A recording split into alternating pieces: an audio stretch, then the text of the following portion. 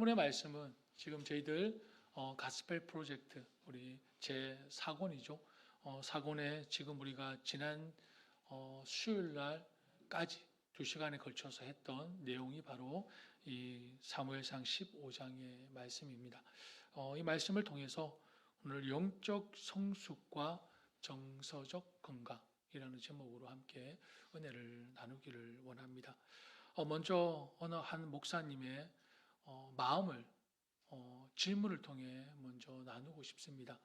어느 한 목사님께서 개인적으로 존경하던 분이 있었는데 그분에 관한 충격적인 사실을 알게 되면서 깊은 혼돈에 빠지게 되었습니다. 우리가 간이 지금 간간히 보고 있지 않습니까?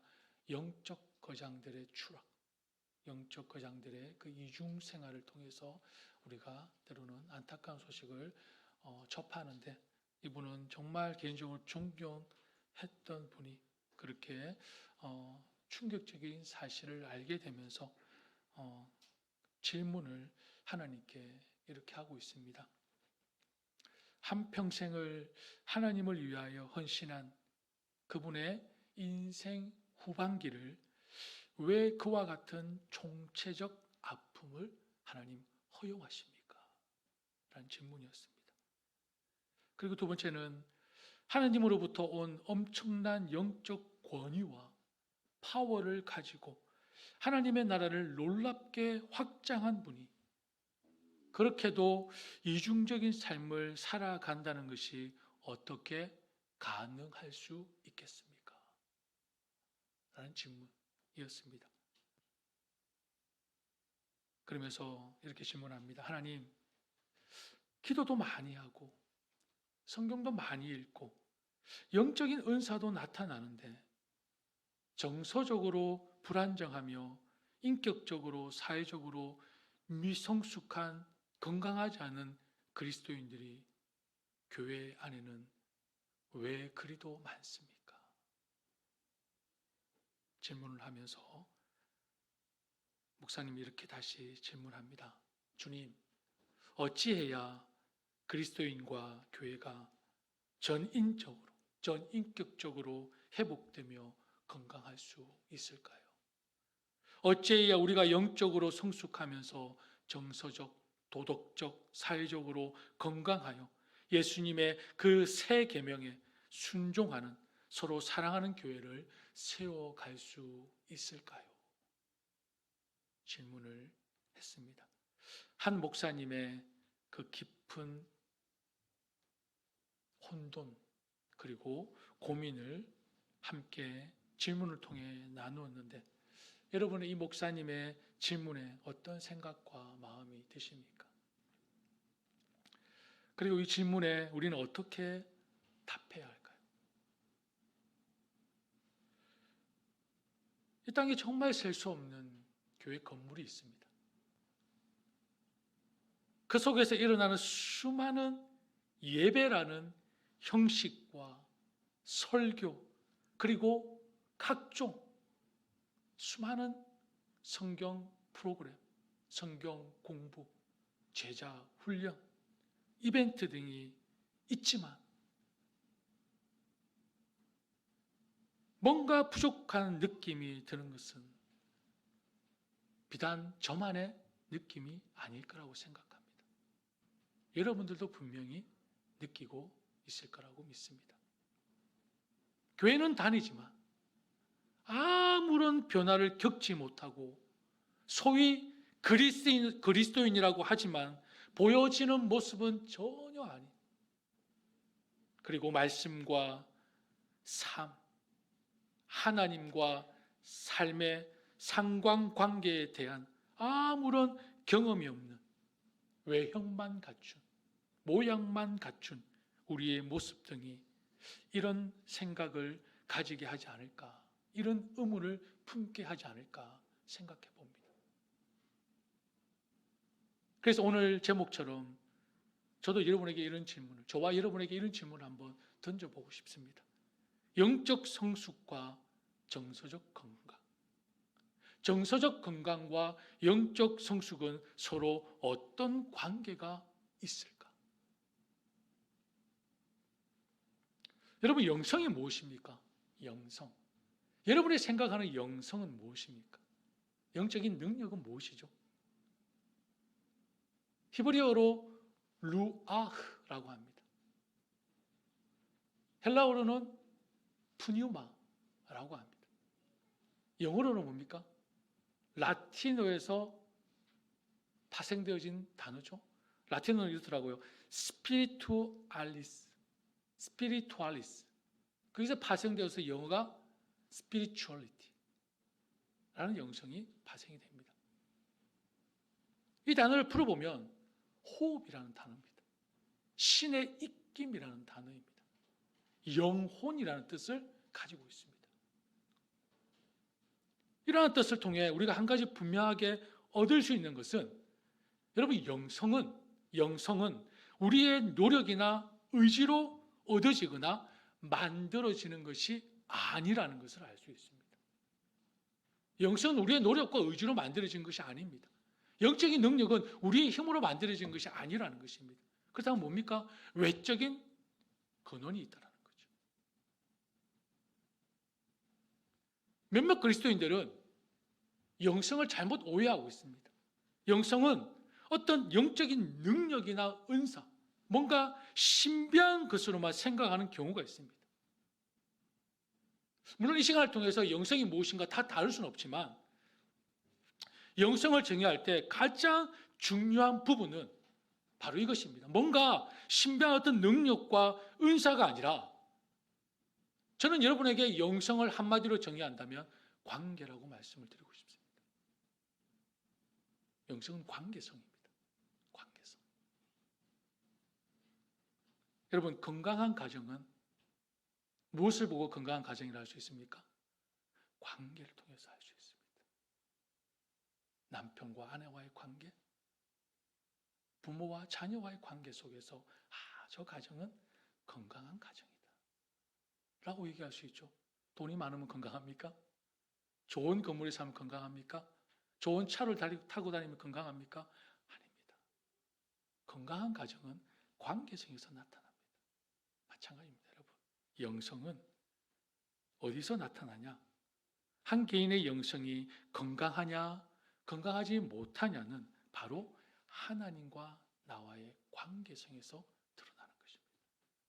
영성은 바로 관계성입니다. 뭔가 신비한 능력, 기적을 체험하는 것, 옛날에 어릴 때 충격적인 그 다큐가 있었는데 암덩어리를 제거하는 것, 이런 것이 영성이 아니고요. 영성은 관계성입니다. 하나님과의 꾸준한 관계성. 매일매일 하나님과의 함께하는 대화, 그 시간을 통해서 나타나는 것이 영성입니다. 영성. 따라서 영성을 정의하면 이렇습니다. 삶의 현장에서 하나님을 경험하고 하나님을 만나고 하나님과 교제하는 삶을 통해, 그것이 어디서 증명이 됩니까? 다른 사람과의 관계 속에서, 이웃과의 관계 속에서 증명되고 드러나는 것이 바로 영성이라는 것입니다. 영성. 그러니 영성은 누구 위해서 작동이 됩니까?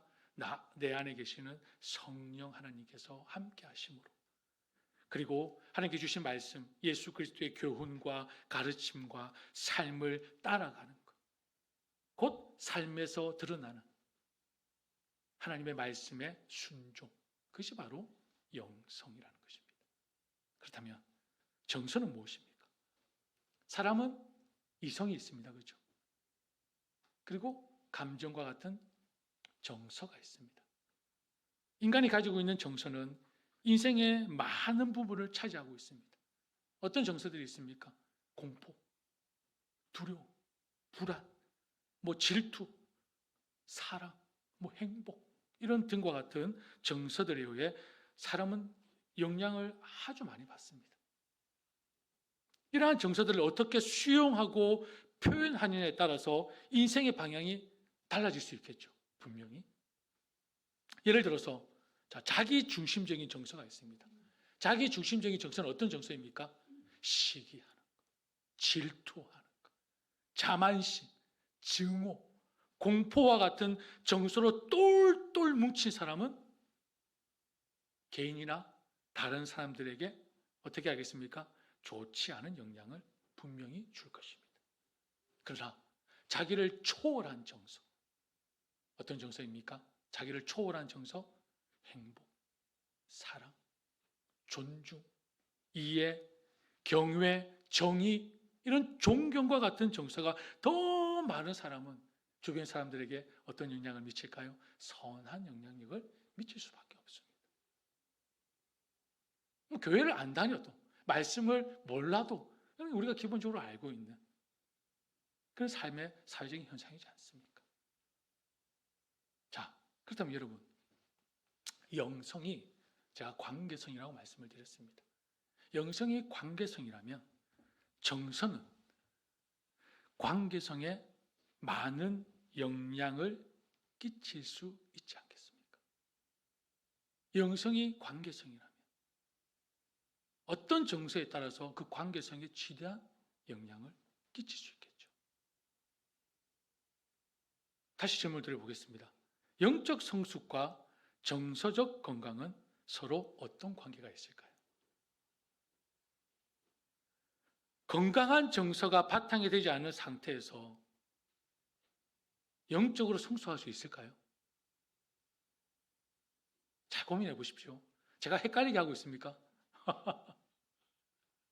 반대로 영적으로 성숙하다고 하면서 정서적으로는 미성숙하다 할 수 있을까요?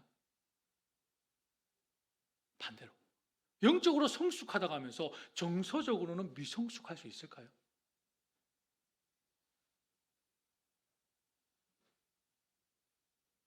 건강한 정서가 바탕이 되지 않은 그리스도인은 자기 자신뿐만 아니라 하나님, 주변 사람들의 관계에 어떤 영향을 미칠 수 있지 않겠습니까?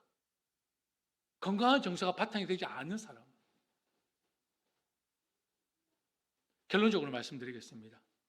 정서적 건강과 영적 성숙은 따로 분리되는 것이 아닙니다. 분리될 수 없습니다. 왜냐하면 영적으로 성숙하다고 하면서 정서적으로 미성숙하다? 불가능합니다. 불가능하지 않습니까? 물론 이럴 수는 있습니다. 나의 내면에서 일어나고 있는 부정적 감정들, 그리고 일상생활 속에서 드러나는 미성숙한 정서를 감추거나 무시하고서도 겉으로는 아닌 척할 수 있습니다. 내 내면에 건강하지 못한 감정과 그리고 뿌리 박힌, 깊이 뿌리 내린 나의 부정적인 그런 행동들을 감추면서도 교회 안에서 어떻게 할 수 있습니까? 거룩한 척. 훈련 받을 수 있습니다. 봉사하고 섬길 수 있습니다. 예배 드릴 수 있습니다. 찬양할 수 있습니다. 얼마든지. 불가능합니까? 저는 가능하던데요. 저만 가능합니까?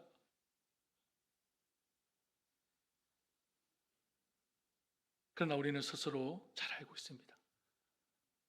우리의 잘못된 경험과 행동은 거기서 끝나지 않고 살아가는 미래의 삶에 계속해서 영향을 미치고 있다는 것을 스스로가 잘 알고 있습니다.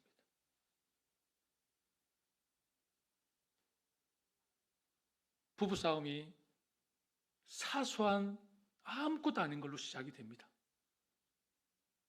어디까지 번집니까? 생각지도 못했던 연애했을 때 그 사건이 그대로 끄집어 나오고, 신혼 때의 감정이 그대로 나오고, 뭐 친정에 가서 있었던 일이 나오고, 시댁에서 있었던 일이 나오고, 사소한 문제로 다투었던 부부싸움이 와우.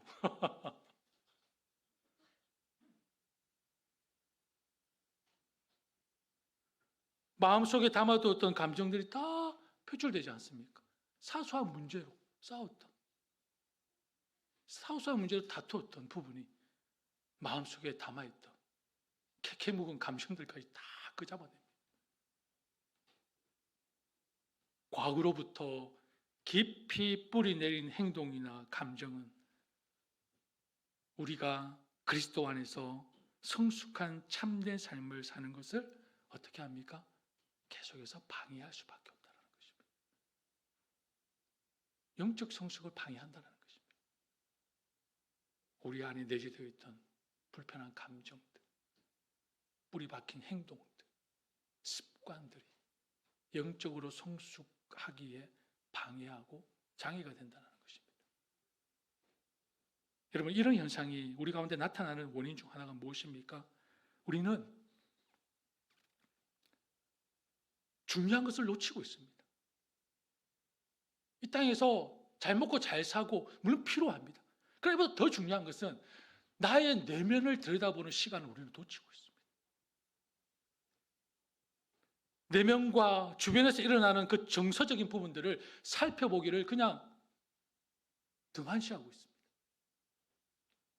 분주한 일상 속에 치여서 속도를 놓쳐 하나님과 함께 하고 있는 그 시간을 우리는 갖지 못하고 있습니다. 하나님과 함께 하는 그 시간을 우리는 놓치고 있다는 것입니다. 그 결과 우리는 어디에 머물러 있습니까? 영적으로 유아 상태에 머물러 있습니다. 혹시 신앙생활 몇 년 하셨습니까? 10년? 20년? 30년? 40년? 저는 모태신앙입니다. 조금 있으면 50년이 될 것 같습니다.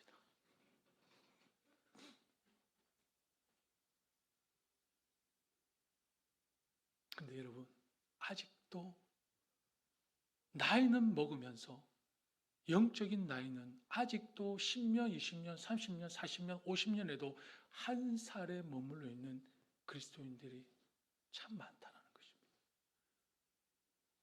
영적인 유아. 그리스도 안에서 영적으로, 정서적으로 성숙한 어른으로 발달하는데 우리는 실패합니다. 오랜 시간 그리스도인이라는 이름으로 살아왔지만 실상은 전혀 자라지 못한 미성숙한 그리스도인으로서 제자리를 맴돌고 있을 뿐이라는 것입니다. 참 여러분 씁쓸하지 않습니까? 교회를 다니고 신앙생활 한 지가 벌써 수십 년이 되었는데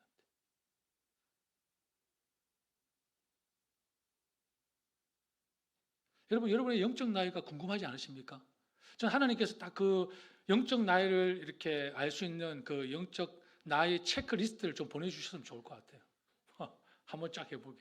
체크리스트를. 저도 궁금합니다. 영적 나이가 몇 살일지. 여러분들 궁금하시죠? 대충 짐작이 되십니까? 여러분의 영적 나이가? 그러나 오늘 우리가 본문 4호를 통해서 우리의 어떤 그런 영적인 성숙과 정서적인 상태를 한번 점검해보는 시간을 가졌으면 좋겠습니다. 자, 사무엘상 15장은 우리가 열심히 공부했던 출애굽기에서 그 발단이 됩니다. 출애굽기에서 암말렉과의 전쟁을 통해 하나님께서는 기름 부어 세운 이스라엘의 초대왕 사울을 그만 내치십니다. 버리십니다. 오늘 본문 같이 읽었지 않습니까? 이 사건의 발단은 이렇습니다. 출애굽기 12장에 어떤 사건이 등장하죠? 출애굽기 12장에 역시 우리 내년에 출애굽기 다시 성경 퀴즈를 해도 재밌을 것 같습니다. 출애굽기 12장에 출애굽 사건이 납니다. 출애굽 사건. 출애굽 사건. 출애굽기 12장에 출애굽 사건이 나옵니다. 저요? 자, 그리고 출애굽기 16장에 하나님께서 뭘 내려주시죠? 만나와 메추라기를 내려주십니다. 그리고 17장에서 르비딤에서 호렙산 바위를 쳐서 물이 나오는 사건이 터지죠. 그때 이름들이 기억하십니까? 당신들은 어찌하여 주님께 대들면서 주님을 시험하십니까? 라고 했던 두 단어가 있었죠. 무리바와 마사. 무리바와 마사. 무리바는 대들다라는 뜻이고 마사는 시험하다라는 뜻입니다. 자, 이런 상황에서 누가 쳐들어옵니까? 아말렉이 공격해 옵니다. 17장에.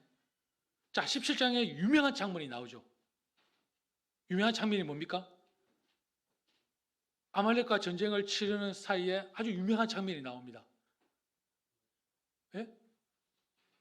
예, 괜히 때리지 마시고, 예, 핸즈업 사건이 나오지 않습니까? 예, 아론과 훌, 그죠? 이것마저 다 잃어버리셨습니까? 잊어버리셨습니까? 자, 모세와 아론과 훌의 바로 핸즈업 사건이 등장합니다.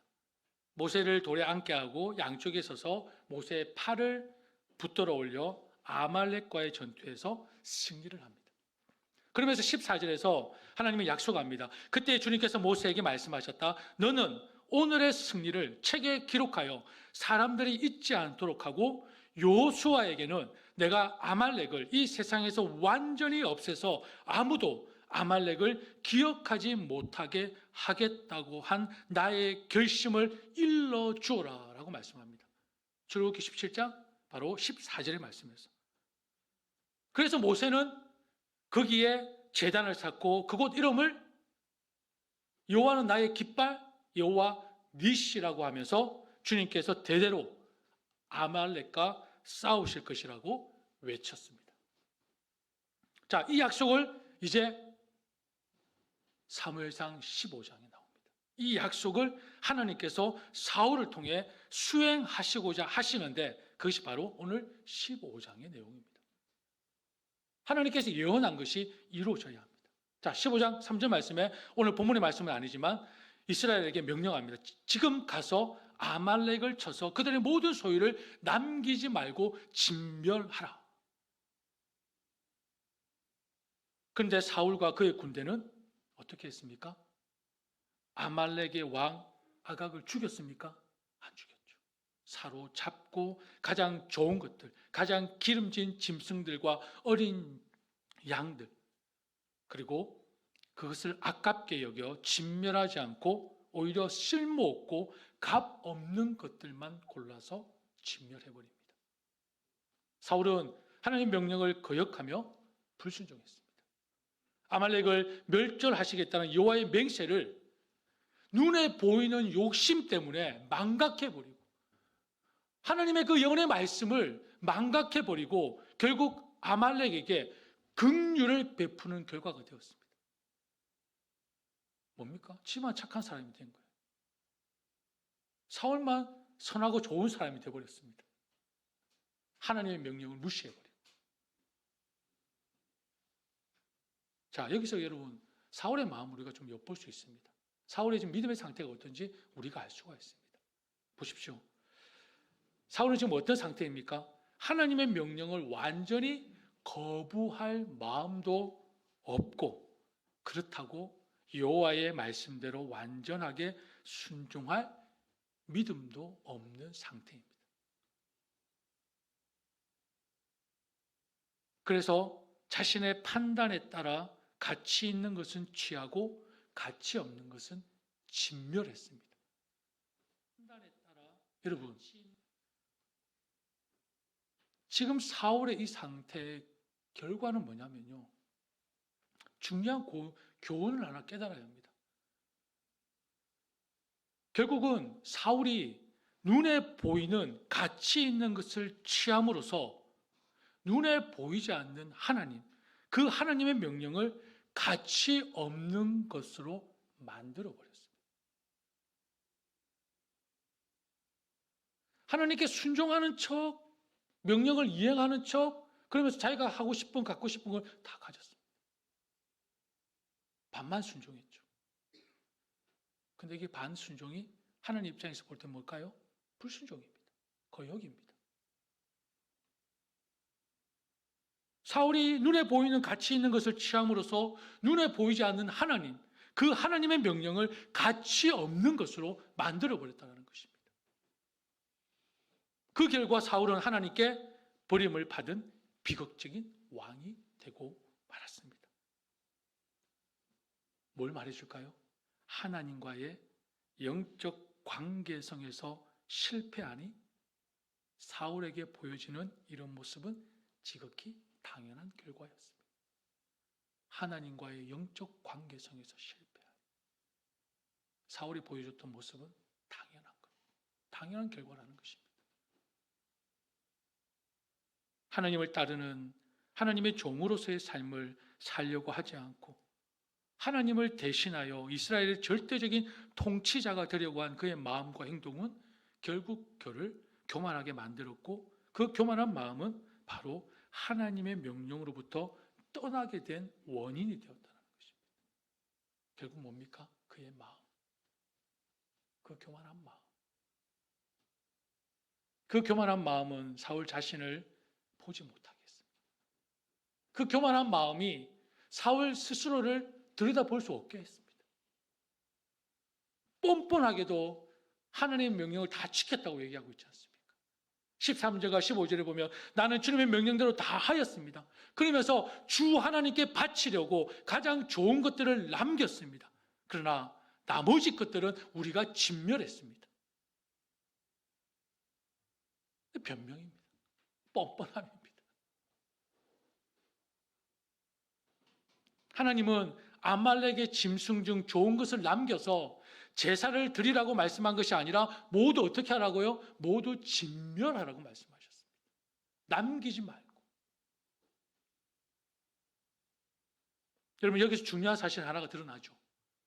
하나님께서 딱 그렇게 사울을 책망하니 사울에게 어떤 현상이 나타납니까? 사울 자신은 사라지기 시작합니다. 9절과 15절에 보면 9절에서는 자신과 그의 군대라고 했는데 15절에서는 우리 군인들이, 우리 백성들이 라고 말을 합니다. 곧 모든 책임을 자기가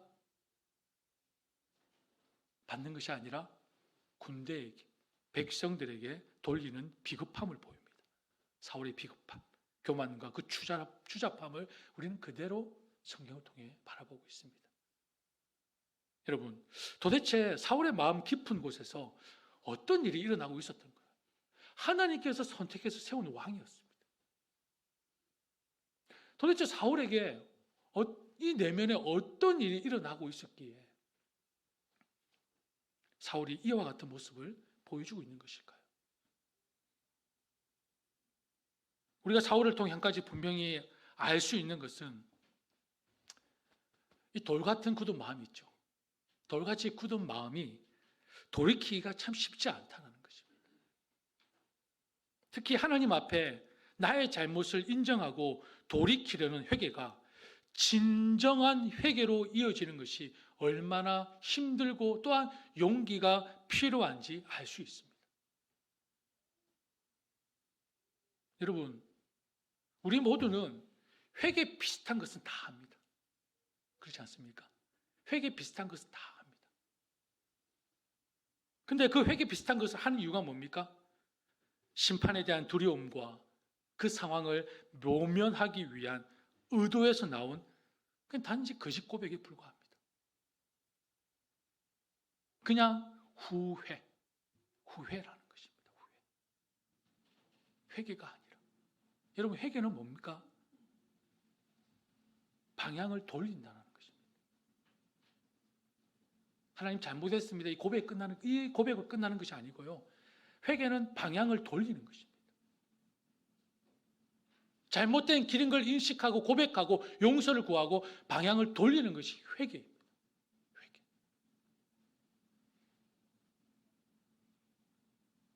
여러분, 이렇게 사울은 진정한 회개가 아닌 후회로 하나님께 변명으로 나아갈 때에 하나님의 영이 떠났습니다. 사울의 후반기의 삶은 어떻습니까? 완전히 엉망진창이었습니다. 시기와 질투와 열등감과 그리고 분노로 가득 차서 수년을 그냥 어린 소년 다윗을 쫓는데 허비해버렸습니다.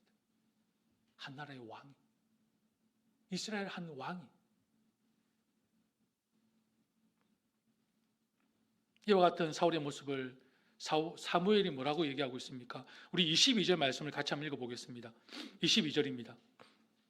같이 읽습니다. 시작. 사무엘이 이르되 여호와께서 번제와 다른 제사를 그의 목소리를 청종하는 것을 좋아하심같이 좋아하시겠나이까? 순종이 제사보다 낫고 듣는 것이 순양의 기름보다 나으니. 아멘. 자, 사무엘이 사울의 불순종을 어떻게 말하고 있습니까? 하나님과 이웃을 자신의 몸과 같이 사랑하는 것이 번제물과 제물을 드리는 것보다 낫다는 것입니다. 마가복음 12장 33절에 나와 있습니다. 하나님께 예배하는 것은 피조물에 지원받은 우리들의 당연한 자세이지만 순종이 없는 예배는 하나님 기뻐하지 않으십니다. 순종이 없는 예배는 하나님 기뻐하지 않으십니다. 즉 하나님은 많은 예물과 행위보다 하나님의 음성을 듣고 순종하는 것을 더 기뻐하십니다. 하나님의 음성을 듣고 순종하는 것. 하나님께 예배라는 제도를 여러분 우리에게 주신 것은 드리는 행위 자체에 그 의미가 있는 것이 아닙니다. 계속해서 강조하지만 여러분 예배가 하나님께서 이 예배 형식을 받기를 원하십니까? 아닙니다. 하나님은 예배 드리는 여러분을 받기를 원하신다는 것입니다. 그럼 여러분 무엇입니까? 그저 월요일부터 토요일까지 하나님과 아무런 상관없이 지내다가 오늘 일요일이네, 오늘 썬데이네, 그 성경책 하나 딱 끼고 11시에 나와서 예배 드리는 그 예배를 하나님 기뻐 받으시겠습니까? 여러분이면 기뻐 받으시겠습니까? 여러분이라면 하나님 그 예배를 받으시는 것이 아닙니다. 하나님은 어떤 예배를 받으시냐? 월요일부터 토요일까지 여러분이 하나님의 말씀을 붙들고 이리 넘어지고 저리 넘어지고 그러면서 끝까지 믿음을 지키고자 하는 마음, 하나님과 함께하는 시간을 통해 기도하고 하나님을 가까이 함을 통해 부단히 열심히 살아왔던 그 일주일의 삶을 그대로 가져오는 게 뭐라고요? 예배라고 말씀을 드렸지 않습니까? 그게 예배입니다. 예배는 여러분의 삶의 열매를 하나님께 드리는 것입니다. 월요일부터 토요일까지 아무런 하나님과 관계없는 삶을 살다가 그냥 내 마음대로 살다가 내 감정대로 살다가 내 원하는 대로 살다가 그냥 일요일이 되어서 11시가 땡 되니 바쁘게 준비해서 와가지고 그냥 형식을 드리는 그 예배 하나님 기뻐하지 않으십니다. 하나님 그걸 기뻐하지 않으신다는 것입니다.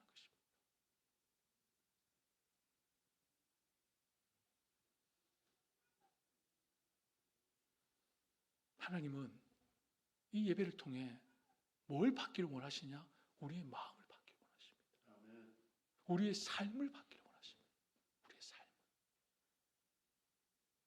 우리의 감정과 우리의 생각과 우리의 행동과 우리의 건강한 정서가 함께한 예배, 함께한 찬양, 함께한 기도, 함께한 섬김과 봉사를 하나님은 받기를 원하신다. 그게 영과 진리를 드리는 예배 아닙니까?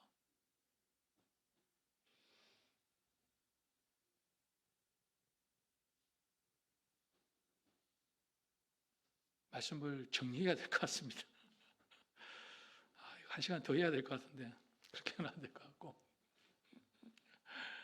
예. 여러분의 중간 생략하고요. 여러분 때문에 우리에게 너무나도 필요한 것이 있다면 여러분 하나님과의 만남, 하나님과의 회복입니다. 하나님과 함께하는 시간, 하나님과 인격적인 대화를 통해서 여러분 나의 한계성을 인정하고 하나님의 무한함을 찬양하는 것, 나의 어리석음을 인정하고 하나님의 지혜를 구하는 것, 나의 무능하고 약함을 인정하며 전지전능하신 하나님 앞에 무릎 꿇는 것, 세상 그 어떤 것도 나를 지켜주지 못하기에, 나조차도 나를 지키지 못하기에 언제나 나와 함께 하시고 나의 길을 인도하시는 하나님을 의지하는 것, 오늘을 사는, 바쁜 오늘을 사는, 분주한 오늘을 사는 우리에게 너무나도 필요한 삶이 있다면, 자세가 있다면 바로 하나님과 함께하는 시간입니다. 이것을 놓치는 순간 우리는 누구와 같이 되는 것입니까? 사울과 같이 되는 것입니다. 이것을 놓치는 순간 루터는 이렇게 말합니다. 만일 내가 매일 새벽 2시간을 기도로 보내지 않는다면 그날의 승리는 누구에게 돌아갈 것이다? 마귀에게 돌아갈 것이다. 나는 너무나 할 일이 많기 때문에 매일 3시간을 기도로 보내지 않는다면 이 일을 지탱해 나갈 수 없다. 너무나 할 일이 많기 때문에 매일 3시간을 기도하지 않는다. 이 일을 지탱해 나갈 수 없다. 여기는 저 너무 부끄럽습니다.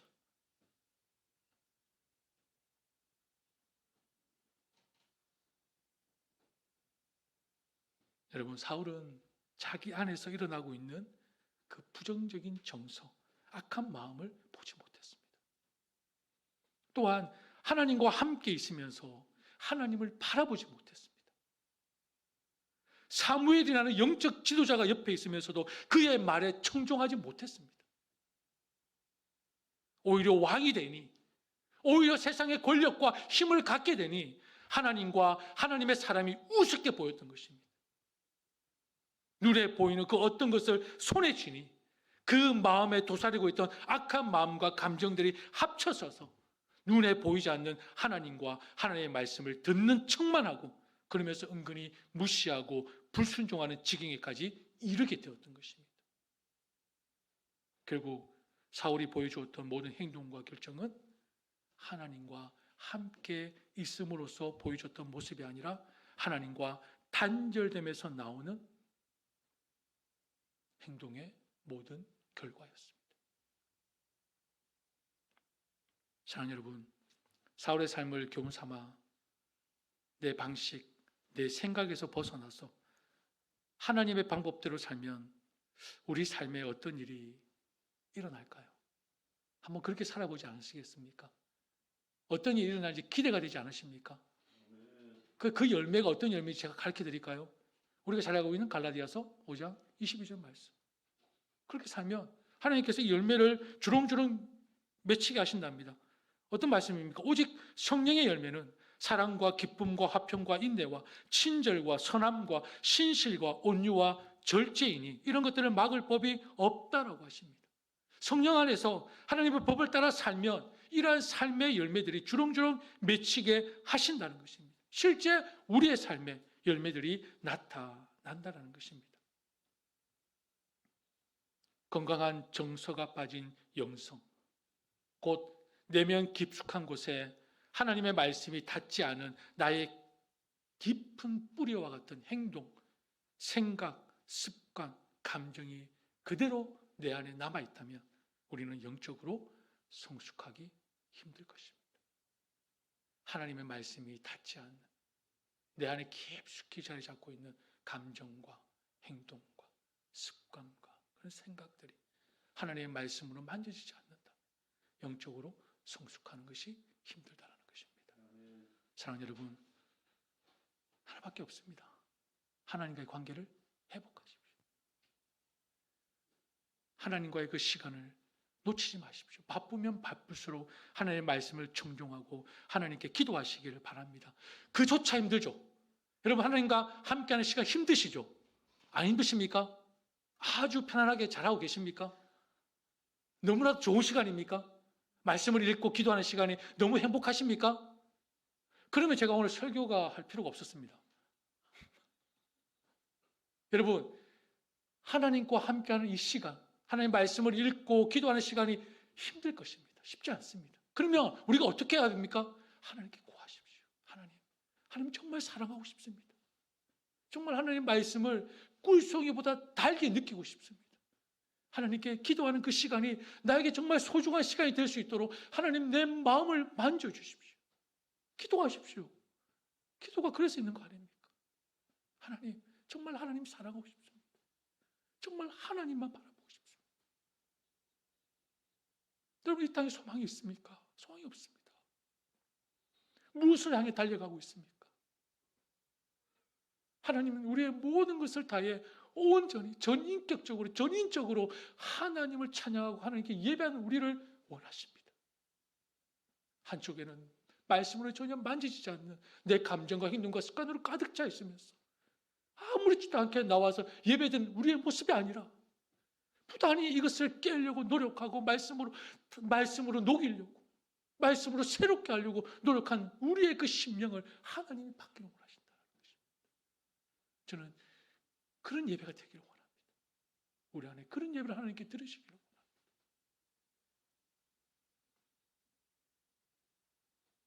여러분, 하나님과의 관계를 회복하시는 저와 여러분 되기를 축복합니다. 우리 함께 찬양하겠습니다.